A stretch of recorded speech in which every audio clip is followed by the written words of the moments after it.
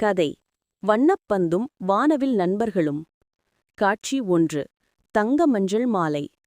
மாலை நேரம். சூரியன் மறைய தயாராக வானம் முழுவதும் தங்க மஞ்சள் ஒளியை பூசியிருந்தது. கிராமத்து வயல்வெளிக்கு நடுவே இருந்த பெரிய ஆலமரத்தடியில் அழகி, கண்ணன் மற்றும் முத்து ஆகிய 3 நண்பர்கள் கூடினர். அழகியின் கையில் புதிதாக வாகிய பளபளக்கும் ஒரு சிகப்பு வண்ண பந்து இருந்தது.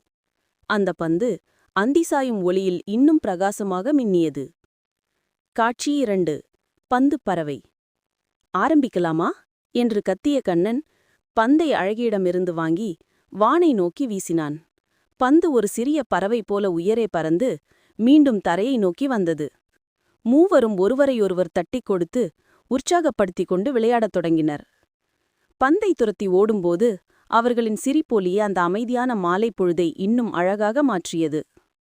காட்சி 3. நட்பு பாலம். விளையாட்டின் உற்சாகத்தில் முத்து பந்தை தவறவிட்டான். பந்து உருண்டு போய் அருகிலிருந்த சிறு ஓடையின் விளிம்பில் நின்றது. ஐயோ, பந்து ஓடைக்குள் விழுந்து விடுமே என்று அனைவரும் பதறினர்.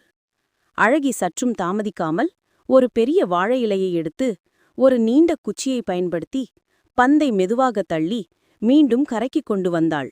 ஒரே இலக்கை நோக்கி அவர்கள் ஒன்றுபட்டு செயல்பட்ட அந்த நொடி அவர்களின் நட்பின் பலத்தை உணர்த்தியது. காட்சி 4. நிழலாடும் மகிழ்ச்சி. மீண்டும் ஆட்டம் சூடு பிடித்தது. ஓடி பிடித்தும் மாறி மாறி உதைத்தும் அவர்கள் விளையாடிக் கொண்டிருந்தனர். ஆலமரத்தின் அசைமாடும் கிளைகளுக்கு கீழே ஓடும் அவர்களின் நிழல்கள் தரையில் நடனமாடின. அவர்கள் மூவரும் உதைக்கும் ஒவ்வொரு முறையும் அந்த சிகப்பு பந்து வானவில்லின் வண்ணங்களில் மிதப்பது போல அவர்களுக்கு தோன்றியது. காட்சி 5. பந்தின் அமைதி. இரவு வரத் தொடங்கியது. நிலா மெதுவாக எழும்பியது. போதும் நண்பர்களே, நாளை மீண்டும் சந்திப்போம் என்று சொல்லி அழகி பந்தை மார்போடு அணைத்துக் கொண்டாள். கண்ணனும் முத்துவும் தங்கள் வியர்வையை துடைத்துக் கொண்டு விடை பெற்றனர். அவர்கள் சென்ற பிறகும் அந்த பந்து அவர்கள் விளையாடிய இடத்திலேயே அமைதியாக இருந்தது.